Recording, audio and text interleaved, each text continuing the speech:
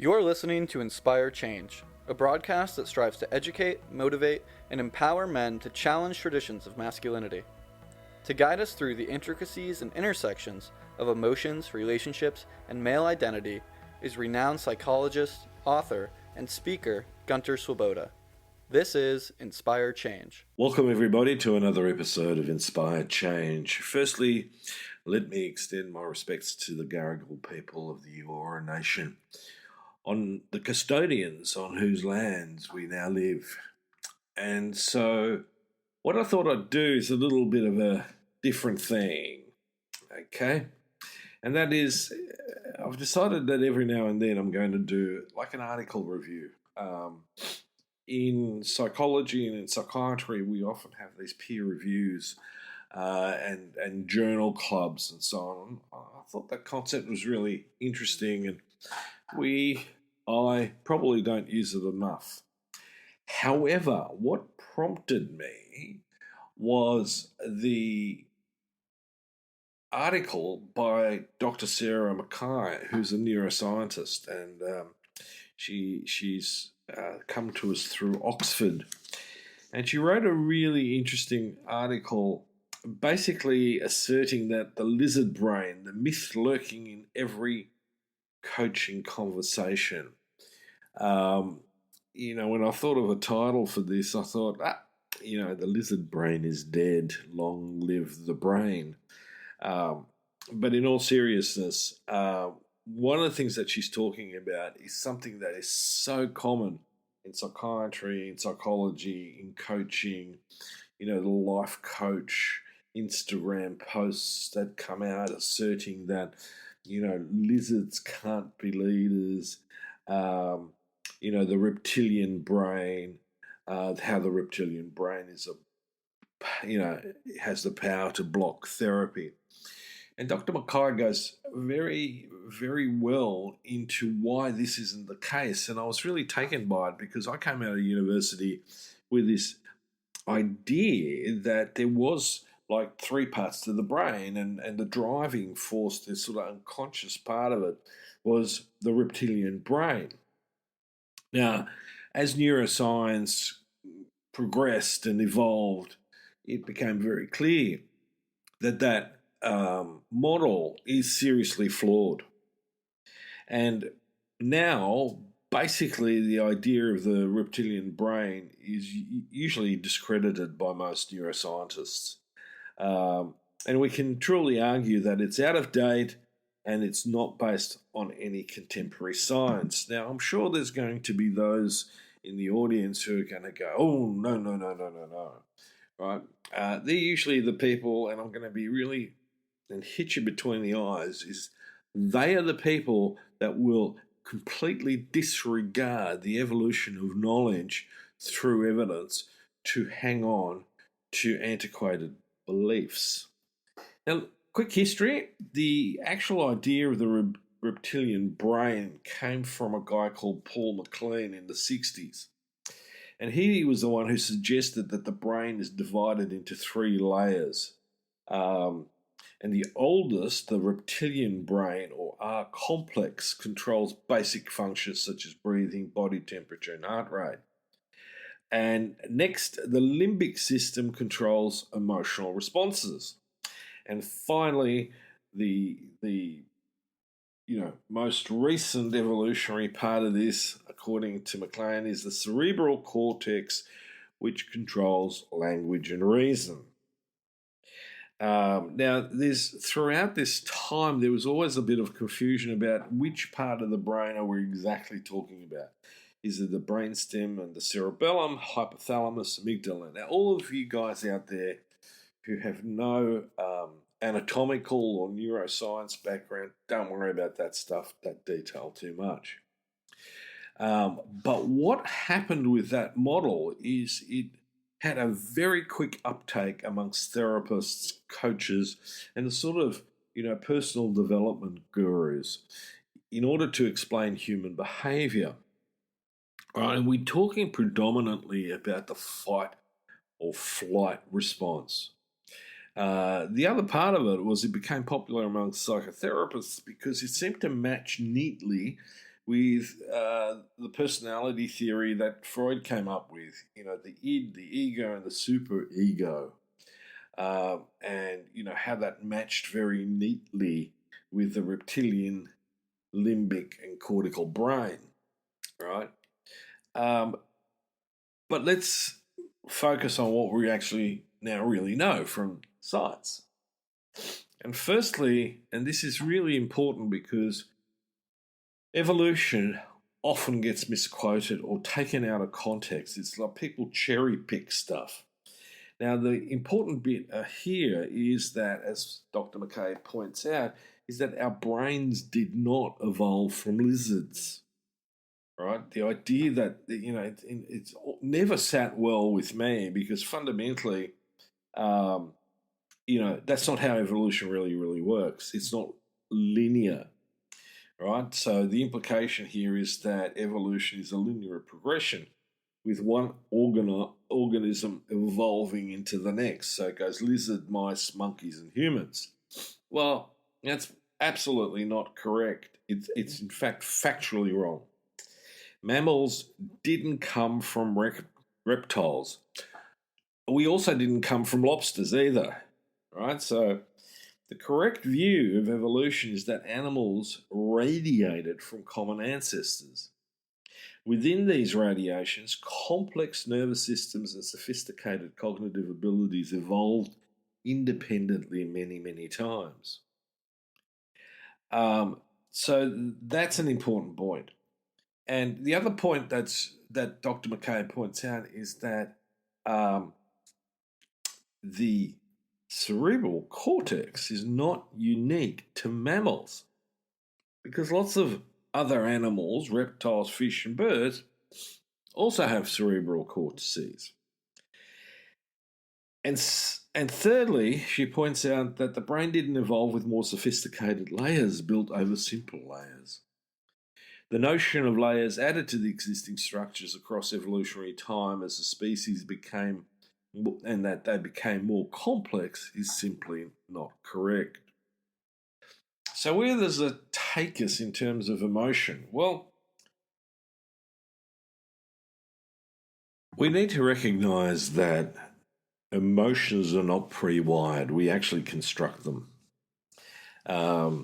So we abandon the classical view, i.e. that we have this sort of reptilian idea, this triune brain, three parts to the brain to one which explains emotion as constructed. Okay? So various ingredients that happen in our experience are processed by the entire brain networks to construct consciously experienced feelings in the moment. Now let's put this to the test. And one really good construct is actually the idea of jealousy. Okay, so people often talk about jealousy as being an emotion, and it closely related, to our primitive side, and especially with jealousy, it's losing your partner, having a partner cheat on you, and it's a natural instinctive reaction. Well, according to the constructed emotion theory, that is absolutely not true. So, what are we talking about when we're talking about constructed emotions? Well, the ingredients are, firstly, the physiological sensation we feel in our body, the situation that we're in, and again, I want you to think about this with regards to jealousy, the people we're with, our memories and personal experiences, and the language we've learned to describe our conscious feelings. Okay, jealousy. I'll work with men in particular who have various ranges of jealousy happening in their life, from the like uncomfortable, low end sort of type of jealousy to the full blown green eyed monster where they imagine at every step of the way that their partner is plotting to cheat on them and to abandon them, right? So that again, raises the issue of where does that reaction come from? Well, firstly, I talk about the notion that jealousy is in fact not one emotion. It's a combination of stuff going on. Firstly, it's a fear of abandonment. Secondly, it's the intense anger and rage the person has towards that imagined event or the actual event of possibly having a partner who was unfaithful or discontent in the relationship, and their reaction to it is one of anger and rage.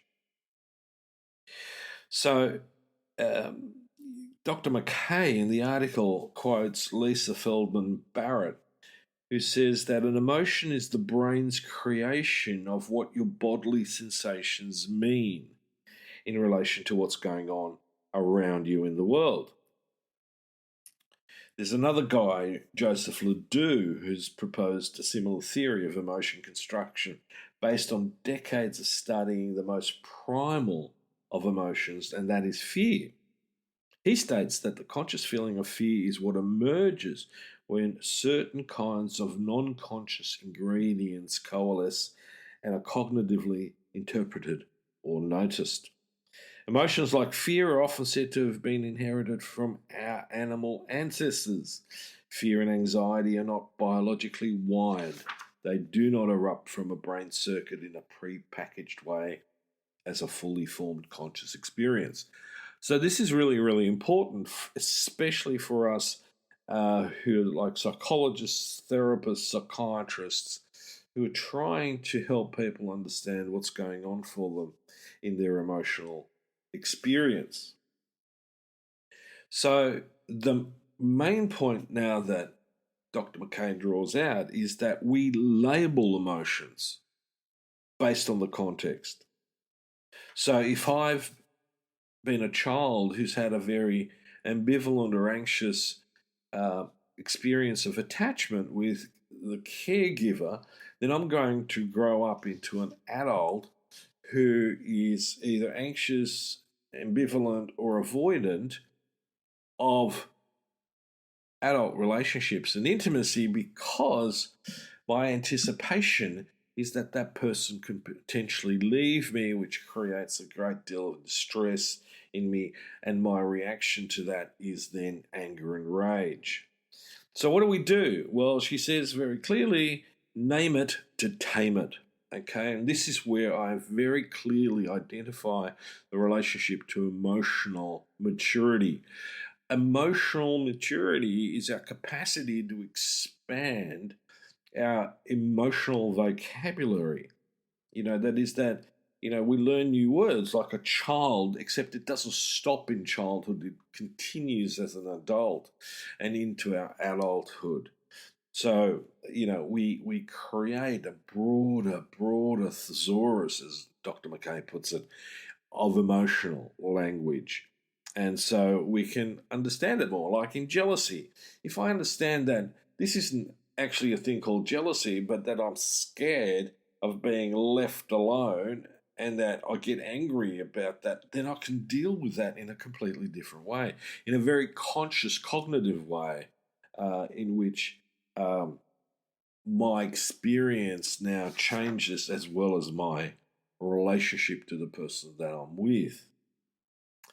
So this is fundamentally really, really, really important, because constantly, especially working in the space with men, I get these notion. People talk a lot about the masculine versus feminine brain, and the idea that these things are hardwired in us. Jealousy is hardwired because men are dominant, and we want to possess. Relationships are not about possessing; they're about a stewardship. They're about an intimate connection. If my partner decides at some point or another that they don't want to be connected with me anymore, as a securely attached adult male, I'm not going to try to force that person to be with me, but rather I'm going to, sadly let go, but let go with respect and dignity, both for myself and the other person. So, as Barrett points out in her book, humans are not at the mercy of mythical emotional circuits buried deep in the animalistic part of our highly evolved brain, but rather, and I love this phrase, we are architects of our own experience. So that is fundamentally important. So, men, when you think about yourself and your relationships with others, you create this, whether it's pleasure or pain. And I completely disagree with a lot of people who suggest that, life is suffering. Life is what you make of it. But suffering's not a bad thing either, because we can learn from that. It often points us in the right direction. It's a bit like when you're trying to touch the stove for the third time with, the same experience all the time, which is that you burn your fingers. So, again, let me come back down to the basics here, folks. Let's abandon old thinking. Let's be flexible enough to embrace the new. That is, that we, like knowledge, can evolve. We can change. We often have turning points in our bodies of knowledge, whether that's history, psychology, psychiatry, medicine, neuroscience, whatever it is, that now expand our understanding of the world or our understanding of ourselves. So one of the key things in this is that once I understand this better, then I'm going to be better at emotional regulation. So rather than be, so jealous that I want to destroy my partner like Othello with Desdemona, who kills her out of this rush of rage, I'm going to have a meaningful conversation, see whether we can work it out, and then we make a decision based on that. So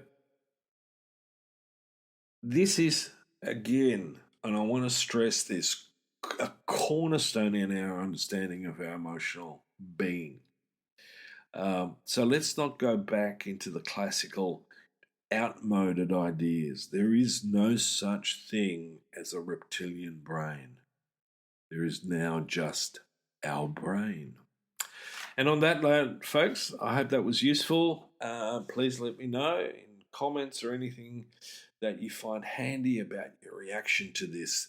But remember, science is science. It's based on evidence. We can interpret that evidence in different ways, but beliefs are not science in that sense. They are just beliefs. Knowledge arises from the method of science. So until next time, let me sign off, and hopefully this will help you to inspire change in yourself. Learn a greater emotional vocabulary, as those of you who have young teenage boys will recognize that grunting is not an emotional word. Till next time, this is me signing off. Thank you for listening to Inspire Change, a broadcast that strives to educate, motivate, and empower men to challenge traditions of masculinity. For more information on the Making Good Men Great movement, or for individual or group coaching sessions with Gunter, visit makinggoodmengreat.com. For inquiries regarding broadcast topics or appearing on the show, email Miranda at noirtainment.com. That's Miranda at noirtainment.com.